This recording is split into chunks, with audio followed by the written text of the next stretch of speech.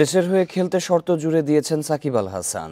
৩টি বিষয় নিশ্চয়তা দিতে অনুরোধ করেছেন বিসিবিকে।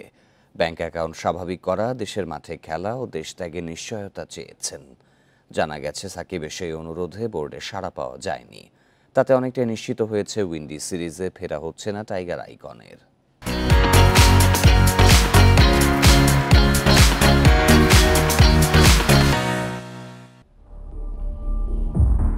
উইন্ডিজ সিরিজে ফেরার ইচ্ছার কথা এভাবেই জানিয়েছিলেন সাকিব। বিসিবিও ছিল ইতিবাচক, নির্বাচকদের তৈরি করা দলেও ছিলেন।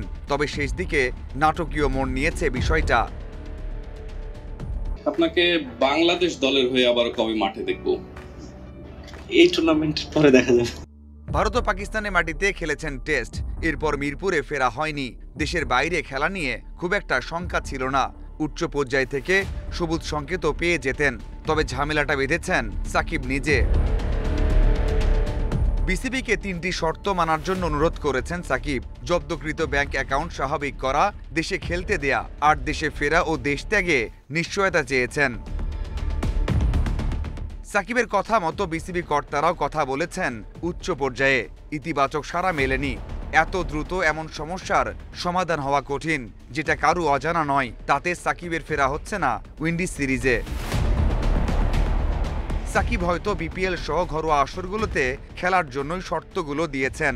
মানা হলে চট্টগ্রামের হয়ে খেলতে পারবেন বিপিএল। এমন অবস্থা থাকলে চ্যাম্পিয়ন্স ট্রফিতেও হয়তো দেখা যাবে না সাকিবকে। যদি দেশের স্বার্থে শর্ত ভুলে ফিরতে চান, তাহলে হয়তো আবারও জাতীয় দলে দেখা যেতে পারে, যেটা হতে পারে উইন্ডিজে অথবা চ্যাম্পিয়ন্স ট্রফিতে। Mazharul Islam, independent news.